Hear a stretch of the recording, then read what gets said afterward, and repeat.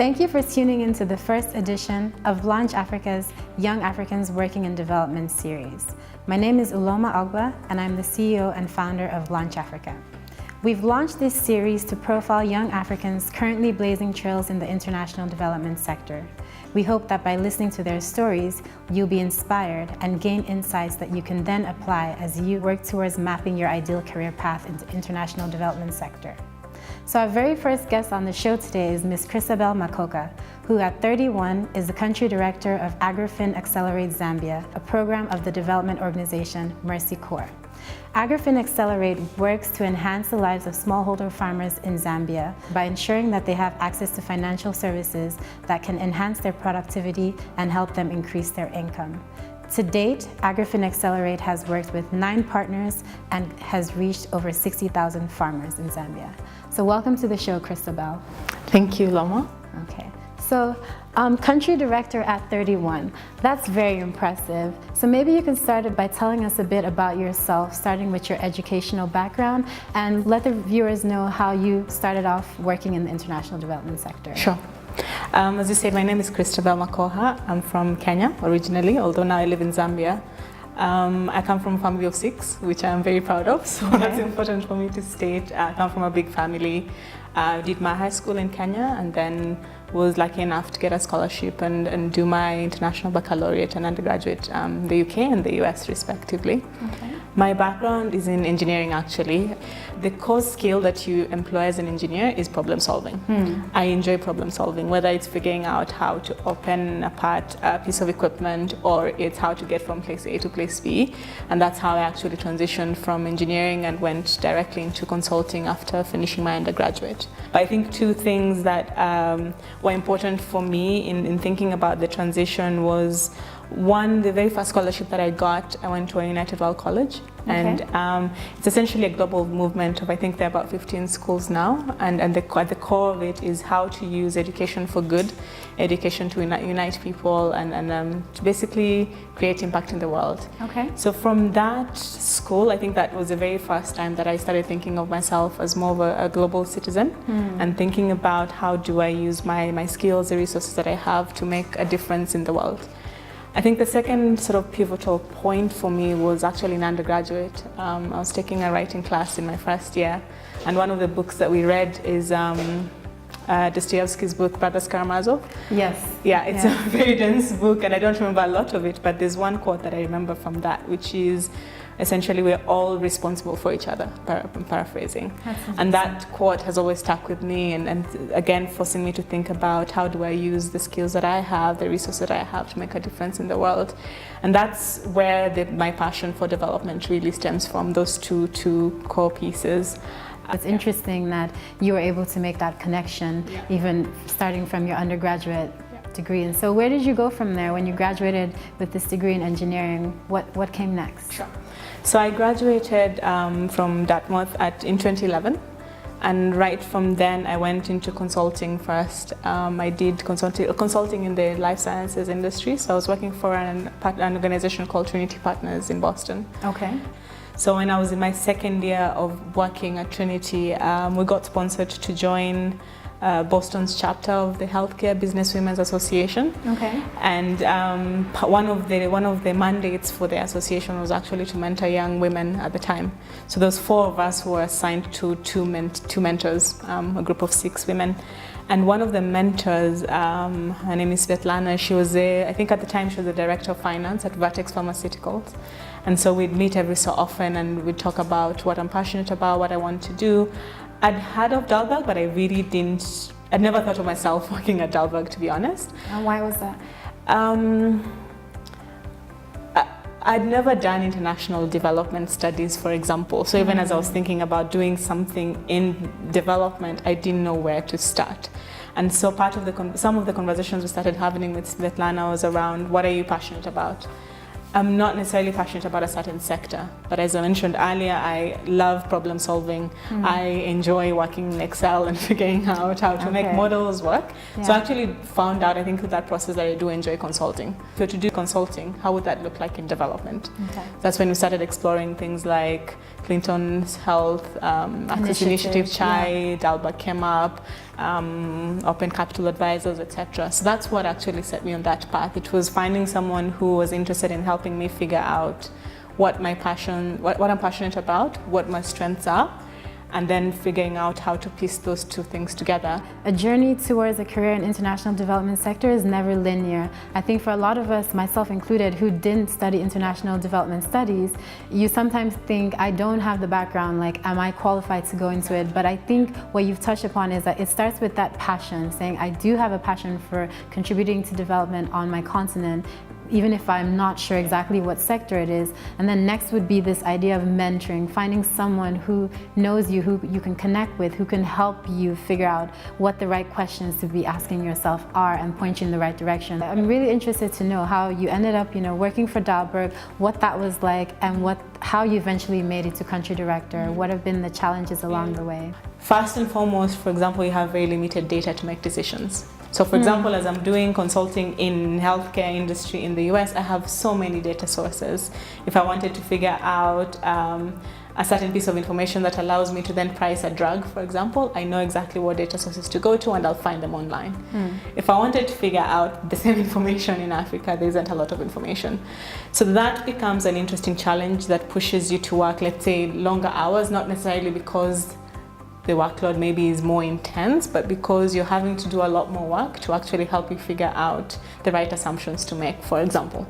There's a lot more field work that is involved to collect data. You have to do a lot of primary data collection. Again, back to the same issue I'm mentioning, that when you're in the US, there's a lot of data sources. When you're here and you're trailblazing, you have to triangulate a lot of information. You have to do a lot of in-person research to really inform how you come up with the ideas and the proposals that you put forward to your client.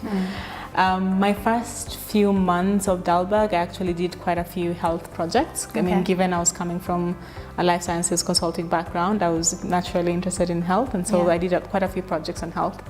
The very first project I did on ag was actually, if I'm not wrong, I think with Mercy Corps, the AgriFin Accelerate program. They were just starting at that point. The program was starting in Kenya. We're now in 3 countries, so Kenya, Tanzania, and Zambia. As I was starting in Kenya, that was my very first project, to do the ecosystem study for the program, figure out what partners they should be working with, what are the challenges of smallholder farmers, conducting partner due diligence, etc. And the interesting thing is, if you're in the consulting world, people, you do a project for about 3 months, then you move on to the next project. I actually stuck with Mercy Corps for about a year, not necessarily by choice or by design. It was just, I think, incidental. But the nature of the projects with them changed, right? So the first engagement, as I mentioned, was the ecosystem study to help them sort of get set up. And then as they moved through their program, I was doing different consultancy pieces with them, whether it's ecosystem study, due diligence for a partner they wanted to work with, business modeling for another partner that they wanted to get into partnership with, etc. So I did that for about a year. And so and the last engagement I actually did with them was the ecosystem study for Zambia. And so it was almost a bit of a natural transition. I'd done the work to understand the ecosystem in Zambia, and so when it was time for them to hire someone, it was quite a natural fit. What was going through your mind when you got that offer? So it was mixed feelings, right? I think one of the things that I know about myself is if I don't know something, I will figure out how to do it. And I think that's actually one of my core strengths. Is as I mentioned earlier, I don't need to know everything right now. And even if I don't know it myself, I'll find someone who knows how to do it. So from that perspective, I felt like, okay, I can do this. What do you see as the future of more young African women taking leadership roles in development? How do you see many country directors that look like you in this field? I'll start with that question. Not really. It's starting to happen a bit more, but not really. If you look at a lot of the organizations that we work in, people have stayed there for 5-10 years, and so it's really hard to find someone coming in from private sector, for example, into a development organization and going to that role directly. But that's starting to shift, I think, as people realize there is value in having different mindsets within an organization, whether the difference is because of the shift from private to public, the shift from hard sciences to soft sciences, the shift from older people leading organizations to younger people leading organizations. There is power in diversity, and I think people are starting to recognize that. So it's shifting slowly, but it is. I think one of the biggest challenges was actually, being a woman and young at that. When you go into meetings and when you're working through projects, they do say you have to work twice as hard to get half the recognition. You feel that? Yeah, but I think the biggest challenges were honestly not necessarily about everyone else around me. I think the biggest challenge was the internal battle to be confident enough. I think I've talked about that a little bit earlier on. I think, to be honest, that was the biggest challenge, to get to a point where I know no matter what, I'm going to figure it out. You see, before you get to become a manager, your success is your own. So if you work hard and you succeed, you're good. Yeah. As a manager, it's not the same. It's the team's success that allows you to succeed as a manager. And so you have to shift from making it about yourself to making it about your team. How do I make sure my team is motivated? How do I make sure my team has the resources they need? The biggest challenges were not necessarily about being a young African woman in development and the constant issues around people discriminating you because of your age, gender, etc. Okay, thanks. I think that's really insightful. I think we're gonna kind of change gears a bit. Yeah. I think there's probably viewers watching thinking, I'm also interested in the agricultural development space. I think that's something that I'm interested in. Probably I've grown up on a farm, my grandparents were farmers, those kind of things. So I think my question is, where do you see the agricultural development space in Africa heading towards? And as young Africans, you've mentioned you work with a team of people here in Zambia, tapping into in Kenya, some of whom are probably young Africans themselves. If I was interested in getting into the agricultural development space, what should I be focused on? What can I do to prepare myself and make myself look an attractive candidate to employers such as yourself? Yeah. How much time do you have for that? Well, there's a few interesting statistics that I think will allow me to answer that question from my perspective. So I was in a meeting a few weeks ago and someone said, by 2035, Africa will have the largest workforce. And she actually said 6,000 days. It's 6,000 days. I think, that's, I've read the MasterCard Foundation strategy and they actually highlight that. So we are already the youngest continent and it's going to keep getting younger. So the average age, I think, of the continent is about 19.4 years. And in 6,000 days, we'll have the largest working force. Then the second statistic is agriculture actually plays a really, really important role in sub-Saharan countries, whether it's contribution to GDP, contribution to employment, food security, and it's just going to keep growing. I think it's the late Professor Callistus Juma who was talking about in his book, I think The Harvest.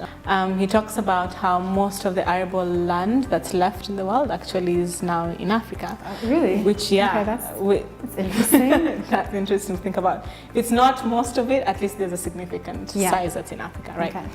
Which means Africa has a potential to become the breadbasket of the world. So agriculture is, again, it's going to become more important.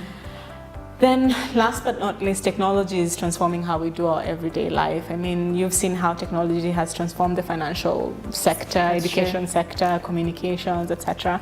And mobile phones are becoming more ubiquitous now in Africa anyway. There's a lot of interesting innovations coming up, Internet of Things, big data, etc.